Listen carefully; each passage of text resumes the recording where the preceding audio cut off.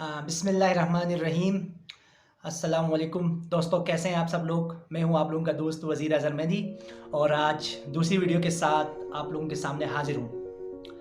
तो जो लोग आज हमें पहली बार देख रहे हैं उनको मैं बताता चलूं कि इस वीडियो को बनाने का मकसद ये है कि आप ईज़िली ट्रिक्स और निमोनिक्स के थ्रू नए इंग्लिश डिफ़िकल्ट जो वर्ड्स होते हैं उनको सीख सकें। एक और बात आगे बताना चाहूँगा कि हमारी लाइफ अब बहुत आसान और एक सिंपल सी होती है, लेकिन लोग उसको मतलब मुख्तलिफ मेथड्स या तरीक़ों से उसको मुश्किल बनाते हैं। तो आज इस वीडियो में हम आपको ईज़ी टेक्निक्स बताएंगे कि आप मुश्किल वर्ड्स को कैसे याद करें। तो आपके सामने आज का पहला वर्ड है कोवर्ट। देखें, कोवर्ट आपके सामने भी आ रहा है। कोवर्ट को याद रखने का जो निमोनिक्स है वो है कवर्ट। कवर्ट का क्या मतलब है, बच्चों को भी आता है भाई। कवर्ट का मतलब है किसी चीज़ को ऊपर से ढांपना। तो covert is similar to covert is similar to covert, ठीक है। तो कोवर्ट का मतलब है कोई काम करना, छुप कर कोई काम करना, ठीक हो गया। कोई यानी ये ज़्यादातर मनफी चीज़ों में नेगेटिवली यूज़ होता है। कोई गलत काम करना, छुप के चोरी करना है, इस तरह की एक्टिविटीज़, ठीक हो गया। तो इसके जो सिनोनिम्स है वो हैं सीक्रेट, फर्टिव और क्लैंडस्टीन। क्लैंडस्टीन ये सारे उसके सिनोनिम्स हैं। इसका सेंटेंस कुछ इस तरह बनेगा, India is supplying a covert military aid to Afghanistan. India छुपकर अफगानिस्तान को यानी मिलिट्री एड दे रहा है। तो इस दूसरा वर्ड आपके पास है वो है ओवर्ट। जिसको कोवर्ट याद हो जाए उसको ओवर्ट ऑलरेडी याद हो जाएगा, क्योंकि ये इसका एंटानियम है। देखें, ओवर्ट का मतलब है आउट यानी खुला हुआ। कोई आप खुलकर यानी चैलेंज करते हो, किसी को चीज़ को दिखा के करते हो सबको। This is known as a overt act, ठीक हो गया। तो ओवर्ट का मतलब है अनकंसील्ड या डन ओपनली। तो ओवर्ट क्रिटिसिज्म, रेसिज्म आप लोग बता सकते हैं इस तरह के सेंटेंस, यानी रेसिज्म या आप खुल के किसी के साथ तासुब कर रहे हैं वगैरह वगैरह, ठीक होगा। तो तीसरा वर्ड आपके सामने जो है वो है क्लेमेंट। क्लेमेंट को याद रखने का आसान तरीका ये है कि क्लेमेंट में से जो एल है उसको आप हटा दें तो क्या बनेगा, आपके सामने बनेगा सीमेंट। सीमेंट बनेगा। सीमेंट क्या है भाई, सीमेंट बनने के बाद बड़ा सख्त हो जाता है, यानी सीमेंट से आपके माइंड में आना चाहिए सख्त कोई चीज़। तो क्लेमेंट उसका अपोजिट है। तो क्लेमेंट का मतलब है कोई नरम, कोई अच्छा आदमी या कोई नरम चीज़। तो क्लेमेंट को आप इसके जो सिनोनिम्स है वो है लीनियंट, मर्सीफुल, नॉट सिवियर। तो इसका सेंटेंस कुछ इस तरह बन सकता है, it is Clement day today. आज का मौसम बड़ा नरम सा या खुशगवार है, सख्त नहीं है। उसके बाद नेक्स्ट जो वर्ड है वो है पैम्पर। पैम्पर से आपके माइंड में क्या आता है भाई, बच्चों का जो पैम्पर होता है वो है। पैम्पर कब यूज़ करते हैं बच्चों, ताकि बच्चा कंफर्टेबल फील करे, उसको इजीनेस हो जाए, ठीक हो। तो पैम्पर का मतलब यही है किसी को हद से ज़्यादा चाहना। माँ भी अपने बच्चे को पैम्पर तभी पहनाती है क्योंकि वो इसलिए पहनाती है क्योंकि वो अपने बच्चे से बहुत प्यार करती है, उसका ख्याल रखती है। कुछ इस तरह बन सकता है, our children are pampered by their grandfathers या grandparents। ज़्यादा उनको चाहते हैं, लाड प्यार देते हैं, ठीक हो गया। Pampering is many scientists believe that pampering is not good for kids। इसका मतलब कि ज़्यादा लाड प्यार बच्चों के लिए अच्छा नहीं है। तो पैम्पर आपको बता दें, उम्मीद है आपको याद हुआ होगा। इसके बाद आता है केविएट। देखिए केविएट को आप तोड़ें जरा तो क्या आता है, केव आता है, एक होता है ईट।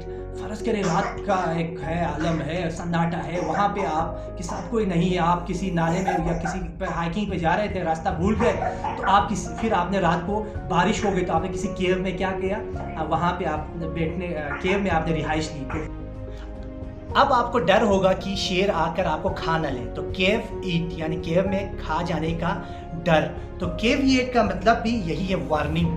किसी चीज़ की आप वार्निंग, आपको एक खतरा होता है, ठीक हो गया। तो इसका सेंटेंस कुछ इस तरह बन सकता है, many people had ignored the caveats about the कोविड-19 यानी वायरस के हवाले से बहुत सारी वार्निंग्स दी, लेकिन लोगों ने उसको इग्नोर कर दिया। तो केविएट्स का मतलब क्या हो गया, वार्निंग्स, ठीक हो गया।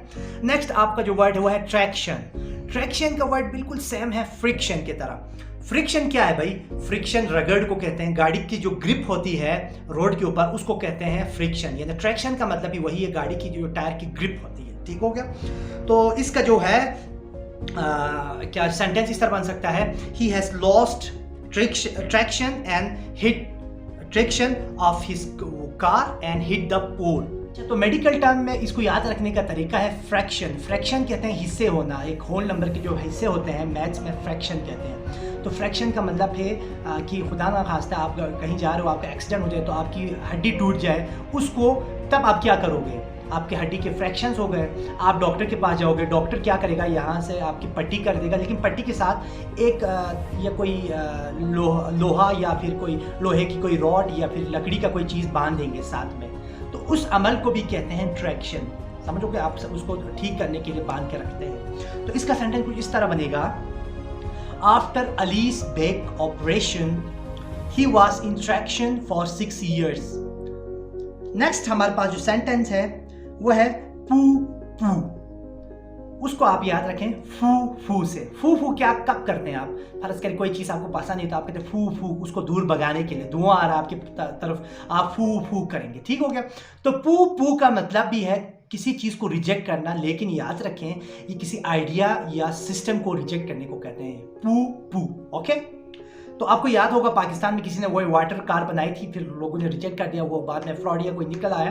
तो इसका सेंटेंस इस तरह बनाए, the water car idea was put by the Pakistani scientist. Pakistani scientist ने उसको रिजेक्ट कर दिया। तो ये बहुत प्यारा वर्ड है, आप इसको यूज कर सकते हैं। नेक्स्ट जो वर्ड आपके सामने है वो है लुडाइट। लुडाइट को याद रखने का, आप इसको तोड़ें, देखो लुडाइट एल से आती है लड़ाई, आईटी ये जबरदस्त याद रखें, आईटी इंफॉर्मेशन टेक्नोलॉजी, ऐसा शख्स जो इंफॉर्मेशन टेक्नोलॉजी से लड़ता हो, लुडाइट याद हुआ होगा आपको। लुडाइट का मतलब है ए पर्सन हु डिसलाइक और इग्नोर्स और dislike any new things information technology, जिसको चीज़ें कंप्यूटर मोबाइल वगैरह पसंद ना हो, उसको उसे इस शख्स को कहते हैं लुडाइट। ओके। तो इसको असल में इसकी जो अगर आप हिस्ट्री में जाएं तो ये एक तहरीक थी जो 19वीं सदी में शुरू हुई इंग्लैंड में, कि जो वर्कर्स थे उन्होंने सोचा कि मशीन आ रही है तो अब हमारी जॉब चले जाएंगे, तो उन्होंने एक तहरीक चलाई जिसका नाम था लुडाइट। तो इसका सेंटेंस इस तरह बन सकता है, the Luddites argued that automation destroys jobs. Next आपके पास जो वर्ड है वो है नॉनशालेंट। नॉनशालेंट यानी इसकी प्रोनाउंसिएशन ऐसी है, लेकिन इसको अगर तोड़ के लिखे तो पढ़े तो होगा नॉन चालान। फर्ज करें आप ट्रिपलिंग करके कहीं जा रहे हैं, सामने से ट्रैफिक वाला नजर आता है, आपकी क्या कहते हैं डर से जान निकल जाता है, आपका वो क्या कहते हैं चालान होना हो जाए, लेकिन खुशकिस्मती से वो आपको देख नहीं पाता है और आप बच जाते हैं, नॉन चालान। अब आप बताएं आपकी फीलिंग्स क्या होंगी, आप काफ़ी खुश होंगे। ठीक हो गया। तो नॉन शालन का मतलब है फीलिंग काम एंड गुड, अच्छा फील होना, आपको कूल, सॉरी इसके ये एक न्यूट्रल वर्ड है, ना आप ज़्यादा खुश हैं ना आप ज़्यादा एंजाइटी में हैं, काम या तो एक पुरस्कून से एक उसमें है। तो इसका जो होगा सेंटर वो इस तरह होगा, शी गेव ए नॉन शालन शर्त, इसने एक शर्त दी, उसने एक नॉन शालन था, उसमें कोई इमोशंस नहीं थे। अच्छा एक और वर्ड यहाँ मैं बताऊँ आपको, अक्सर सोचते हैं नॉन शालांट अगर नेगेटिव वर्ड है तो शालांट इस वर्ड नहीं, शालांट कोई वर्ड नहीं है पूरे डिक्शनरी में। तो इसको आप पॉजिटिवली भी यूज़ कर सकते हैं, नेगेटिवली भी यूज़ कर सकते हैं। फ़र्ज़ करें कोई बंदा परेशान है, फिर आप उसको तरफ एक नॉन शालांट बिहेवियर शो करते हैं, इसका मतलब ये वर्ड अब नेगेटिवली यूज़ होगा। फ़र्ज़ करें if someone is nonchalant about another person's pain, किसी के दर्द के बारे में वो फिक्रमंद नहीं है, इट्स मीन्स इस सेंटेंस में ये नेगेटिवली यूज़ हुआ है। नेक्स्ट वर्ड है बहुत आम है, वो है ऑप्सीमेट। ऑप्सीमेट इसको अब याद रखने के दो तरीके हैं। पहले तो मैं आपको इसको ओरिजिन बताता चलूँ। ऑप्सी इज ए ग्रीक वर्ड जिसका मतलब है लेट होना, मैथ्स का मतलब है लर्न करना, कुछ सीखना। अब क्या हुआ, ऑप्सीमेट ऐसा शख्स जिसने अपनी लाइफ में चीज़ें देर से सीखी हो। ठीक होगा, एक लेट लर्नर, बूढ़ा होकर या देर से वो स्कूल गया तो आप कह सकते हो ही से ऑप्सीमेट।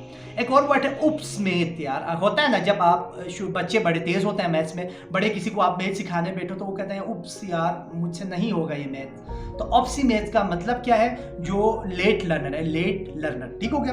अब ऑप्सी आपको याद हुआ होगा, ऑप्सी का मतलब है लेट, मैथ्स का मतलब है कुछ टू लर्न समथिंग। इसी अगर आपको ये याद हो तो आपको 3 वर्ड्स और मैं आपको बताऊँ आगे, वो है ऑप्सीगेमी। ऑप्सीगेमी का मतलब क्या है, ऑप्सी लेट, गेमी शादी, लेट से शादी करना। अक्सर लोग आजकल कर रहे हैं, जल्दी शादी करना वो लोग मायूब समझते हैं। नेक्स्ट वर्ड है ऑप्सीमेथिफोबिया, यानी फोबिया का मतलब डर, ऑप्सिमेट सीखना, ठीक हो गया, लेट से सीखने का डर। कुछ लोगों को डर होता है यार अब लेट से सीखने का, अब मेरी उम्र आ गई है वगैरह वगैरह, ठीक हो, उसको आप कहेंगे ऑप्सिमेथिफोबिया। एक और वर्ड है ऑप्सिमेट्रिया। मैट्रिया से आप माँ याद रखें, ये भी ग्रीक वर्ड है। मैट्रा माँ को कहते हैं, पेट्रा फादर को कहते हैं। ऑप्सिमेट्रा का मतलब है कोई औरत जो देर से माँ बनी हो, उसको बच्चे लेट पैदा हुआ हो, ठीक हो गया। तो एक और आखिर में एक वर्ड बताऊं आपको, वो है एक्वेकल, एक्वेवोकल। इसका मतलब है देखिए इक्वल वोकल। आप फर्ज करें आपके सामने जो दो म्यूजिक चल रहे हैं, दो आवाज़ें आ रही हैं, अब आप बताएं आपको समझ में आएगी चीज़ें? बिल्कुल नहीं आएगी। आप एक अजीब कन्फ्यूजन का शिकार होंगे, आपको कुछ समझ नहीं आएगा। तो इसका मतलब है वेग, एम्बिगुअस, इनडेफिनेट, कोई चीज़ आप वाज़ेह तौर पर आपके सामने ना हो। इसको याद रखने का दोबारा बताऊं, इक्वल वोकल कहते हैं वॉइस, दो आवाज़ें आपके साथ आ रही हैं, ठीक हो गया, तो आपको कुछ समझ में नहीं आएगा। तो इसको यूज़ करने का सेंटेंस कुछ इस तरह बन सकता है। अच्छा, एक कि she gave an equivocal response to my marriage proposal. मैंने उसको प्रपोज किया तो उसने ना हाँ कहा ना कहा। इसका मतलब यही है, आपको समझ में नहीं आए। अच्छा, आज थैंक यू दोस्तों, बहुत शुक्रिया। जिन्होंने मेरी पहली वीडियो नहीं देखी है उसका लिंक नीचे डिस्क्रिप्शन में दिया हुआ है, काइंडली वो भी आप देख लें, और काइंडली मुझे कमेंट्स और अपने रिव्यूज देना बिल्कुल ना भूलिएगा। थैंक यू, खुदा हाफिज़।